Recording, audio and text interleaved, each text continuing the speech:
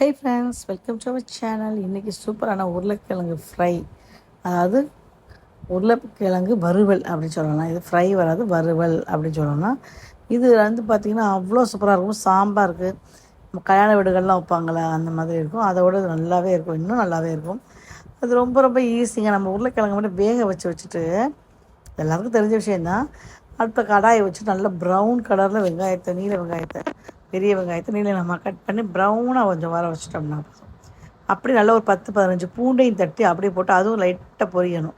கொஞ்சம் சோம்பை போட்டுட்டு அதுவும் பொரியணும். அதுக்கப்புறம் சோம்பு போட்டு பொரிச்சதுக்கப்புறம் இந்த வேக வச்ச உருளைக்கிழங்கு நல்லா உள்ளே போட்டு லைட்டாக அங்கங்கே மசிச்சு விட்டு அப்படி எண்ணெயிலே உப்பு போட்டு எண்ணெயில் 2 சுற்றி எடுத்துட்டு அதுக்கப்புறம் ஒரு 2 ஸ்பூன் மிளகாத்தூளையும் போட்டு கொஞ்சம் மஞ்சத்தூளையும் போட்டு லைட்டாக தண்ணியை தெளித்து விட்டு நல்லா ஒரு கிளறி நல்லா சிம்மில் போட்டுட்டிங்கன்னு வச்சுக்கோங்க. இந்த மாதிரி கேஸ்டைன் நல்லா கனமான இரும்பு பாத்திரம்னா சிம்மில் போட்டாலே போதும். அப்படியே அது பாட்டுக்கு வெந்துட்டுருக்கும். சுருள அப்படி திருப்பி கிளறி விட்டோம்னா நல்லா உருளைக்கிழங்குல ஒவ்வொன்றிலையும் நல்லா அந்த உப்பு காரமெல்லாம் ஏறி அவ்வளோ சூப்பராக இருக்கும். சாம்பாருக்கு வச்சு பாருங்கள், அவ்வளோ டேஸ்ட்டாக இருக்கும். இது சப்பாத்தி கூட ஸ்டஃப் பண்ணிக்கலாம், ரசம் சாதத்துக்கு கூட நல்லாயிருக்கும்.